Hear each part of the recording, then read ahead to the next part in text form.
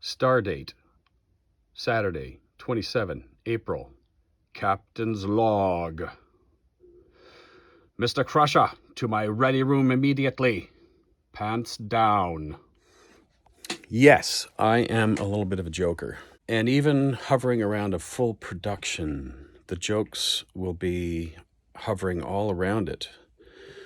Usually until we get to the ballad, and then I provide an environment where I take things quite seriously. So that's typically what I've done in the past. So I wanted to add this just so that Big Rec fans know that I'm edging my way towards 1997, which was the release of Big Rec's In Loving Memory of. And I was watching Rick Beato the other day, and he was doing like a 90s review, and he couldn't even get to Big Rec because there was so much good 90s music that he claims he loved. And he played a whole bunch of stuff, including Alanis Morissette and one of our Canadian favorites. Sarah McLachlan. Yeah, he mentioned Sarah McLachlan, Fumbling Towards Ecstasy, as being one of the great records. Now, I can't imagine that any of those sessions were like a barrel of monkeys and having fun. And I think what makes Big Rec actually kind of cool is that the 4 or 5 of us, depending on the session date, we had a lot of fun putting that record together. It was, sometimes there were 6 of us. When Chris Wardman was initially producing, yeah, that would have been the full Big Rec 4-piece band. Chris and myself at Present Sound in Toronto, putting together that album. We did it in a whole bunch of different stages. I think we did 2 separate sessions with Chris, and then 2 of those batches of songs that we did, 2 out of the batches were used for the final album. And that would be Fall Through the Cracks, which was recorded by Pete Hudson. That guy's fucking highly skilled. And then there was Overemphasizing was the other one that Chris had produced. Now, he produced a few others that didn't make the record because I think the band had wanted to take over and go in a more bluesy direction with me because I assume they figured out that I'm more of a blues guy and Chris was maybe more of a like a modern pop rock guy / punk rock, post-punk, because that's what Chris Wardman's band was like. They actually were kind of like pretty hard punk. If you listen to early Blue Peter, it is like there's some cranky guitar tones on that stuff. It's great. But then their big hit was Don't Walk On Past, Don't Walk On Past. Very great song. Dang-a-dit, dang-a-dit, dang-a-dit. That had that funky, bright, I won't say it was like a Roland JCM 120 or a 60. I don't know. I don't know what he played on that, but it had that 80s pop sheen. So that was their big breakout hit. And they were at the big Montreal show opening for The Police when The Police struck it huge in Canada. That was another claim to fame for Chris Wardman's Blue Peter. So anyway, Chris still remains one of my mentors. I always call him my first and main mentor, but that might not be exactly accurate because we had Roby Banerjee was one of my mentors and brought me into the studio, and Daryl Gasparini, one of the studio owners. So Roby showed me things with microphones and with tape machines to some degree, but mostly the creative side. And I used to watch him like on a day off when there was nobody in the studio. I would watch Roby compose his own music, and one day I'd walk in and he's wearing a stick, the classic Chapman stick. He's wearing a stick and he's composing a song of his own. And I thought, man, this guy he just does it all, and he's singing his own tunes, and it was playing all the instruments. It was pretty cool to watch. And Daryl was a bit more low key, and he was actually a really good musician, very, very, very good drummer. And he drummed in my band Enjoy for about I'm going to say maybe 2 or 3 shows, and then we kind of packed it in after that. But Daryl, he was a tinkerer and really loved to know how things worked. So he really taught me how to align the tape machine correctly. So Daryl's another mentor. Ormond was my sort of keep it cool and run a business mentor, because Ormond Jobin was became the sole proprietor with his family of Reaction Studios. It originally was at the Present Sound location, and there were 4 partners: Brendan Emanuel, Daryl Gasparini, Roby Banerjee, and Ormond Jobin. And there were breakups, and they all parted ways and stuff like that. But I couldn't think of a kinder and more fun, light-humored bunch of guys than the guys at Reaction. So through my work at Presence, which was the studio that Roby and Daryl had reopened at the old Reaction location. This is after Reaction. They bought a nice building. They did a full SSL installation. They had some pretty top designers work on that, and beautiful air system in a very newish sort of California style building in the east end of Toronto near Broadview and Queen on McGee Street. I think it was 48 McGee, if I'm not mistaken. So the old location was 72 Stafford Street, rear entrance in Toronto. So that was in the Queen West area, just south of Trinity Bellwoods Park.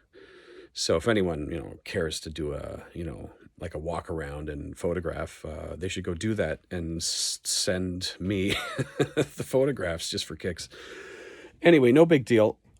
So I wanted to get back to Big Rec. Now, I'm going to get further into Big Rec, but as a teaser, I just wanted to play you some snippets that show how much fun we had in the studio. So I was getting this sort of lo-fi microphone sound for Ian Thornley, and this is what ended up happening. So this is me talking in the talkback. You'll be able to barely hear me, but we're joking about things like Oasis, the video game Gauntlet, which was a 4-player tabletop game at the arcades, lest we forget that this was at a time when video games were still not quite in every home, but they were getting there. So here's a bit of banter between Ian and I doing the talkback thing, okay? So just check it out. Hopefully you can hear this okay. Who is wacky? You are wacky! Burn it! Burn it! I didn't know how loud that was going to be. Here, I'll play it again. Who is wacky? You are wacky! Burn it! Burn it! That's Ian. What is that game? I don't know the game, man. That's Tommy's thing. Wizard needs food. I don't know what it means. I just like it.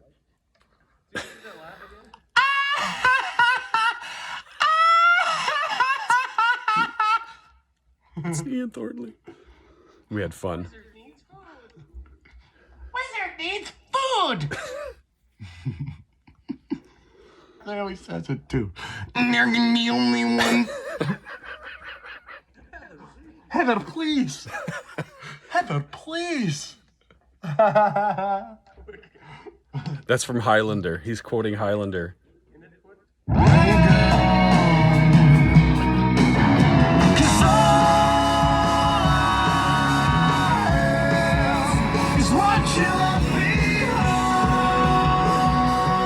That's Ian singing live.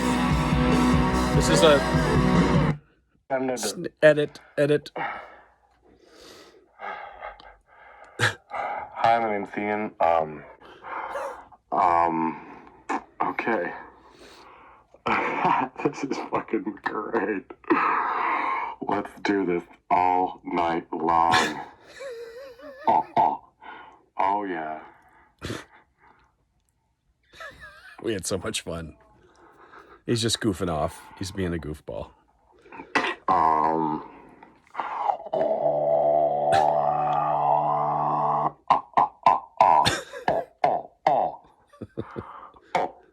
He's responding to the mic sound.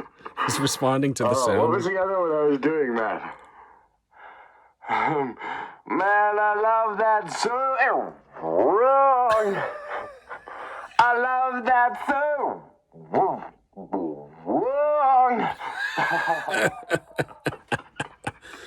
Do you guys get it now? I really love that too.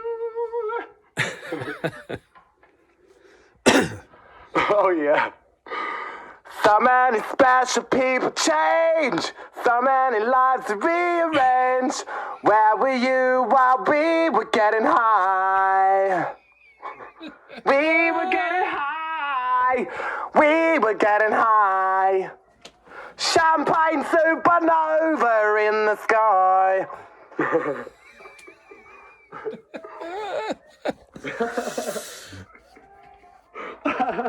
Everyone's roaring in the control room. They're roaring. You're my wonder wow.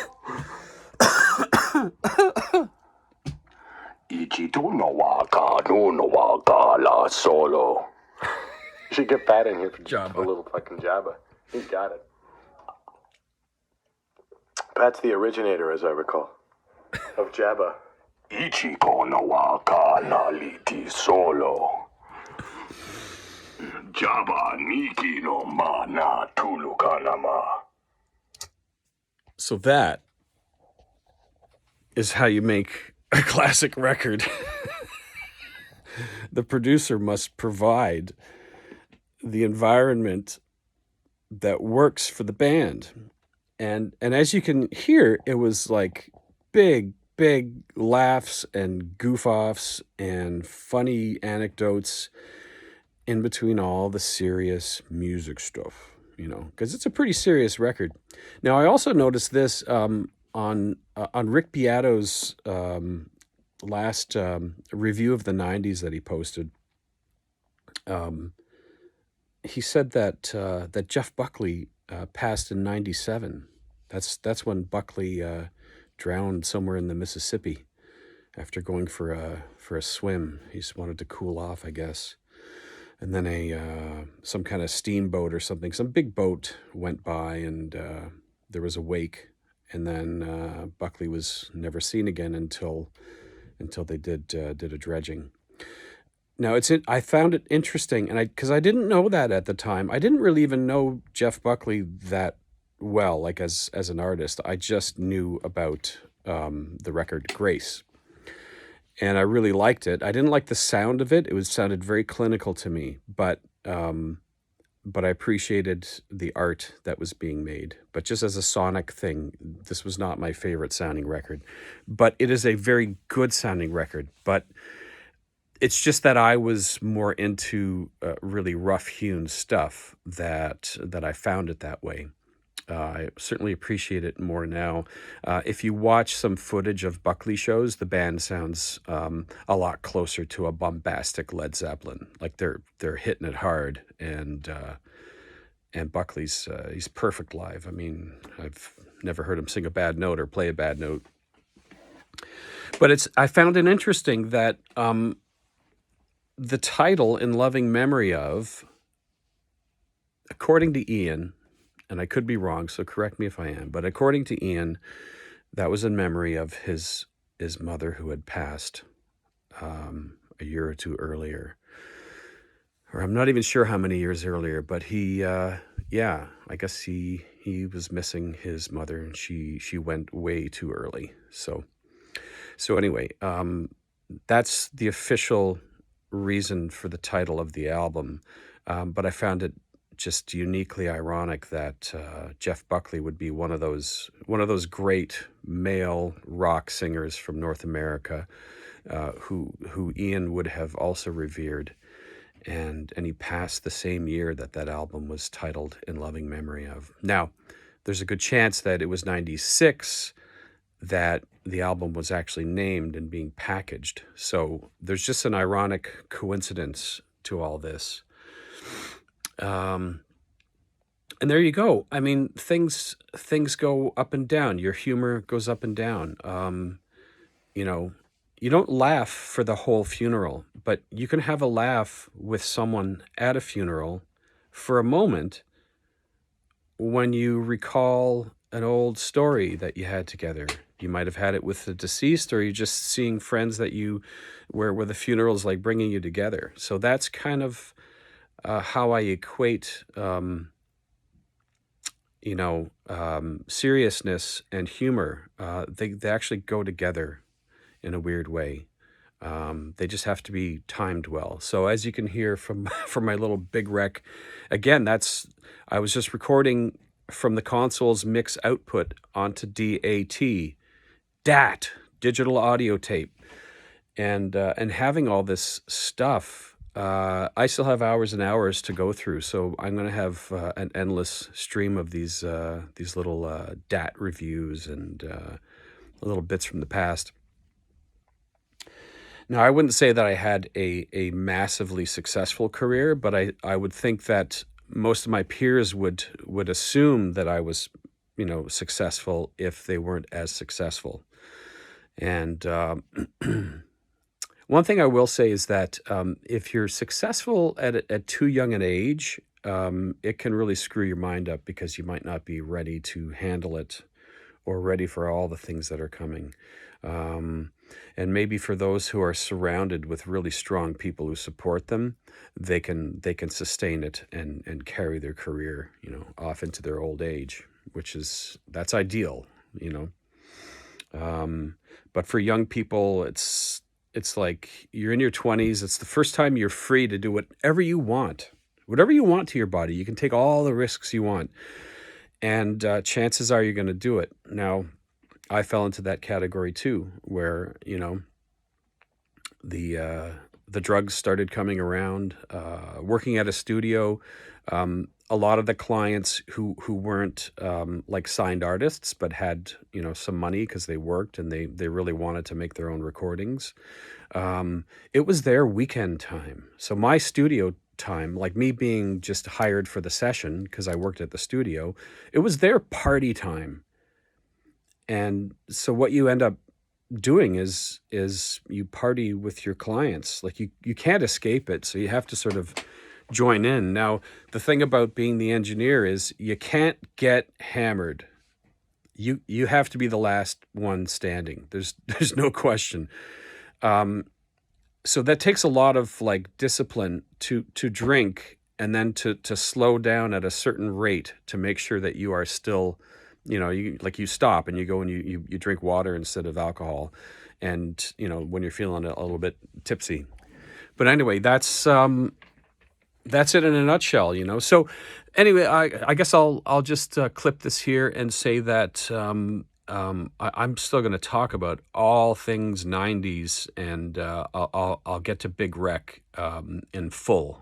I'll probably even do a drum demonstration with Forrest. Hopefully, he'll want to do that. And Forrest Williams. He's pretty much, to me, the best drummer that Big Wreck ever had.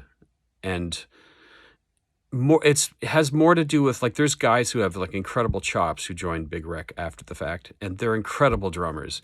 But Forrest, he's just got the vibe, you know what I mean? He's got that sort of American big band attitude, and he's a big guy. So when he started to play bigger drums, we got a big sound. So and we're still doing that. Forrest and I with the vocal and songwriting prowess of Scott Maybe, who's a Canadian dude. We're still pumping out big wreckish hits, and we're doing it just for the love of doing it. We're not trying to become famous. Trust me, you don't want to be famous. Have a great day.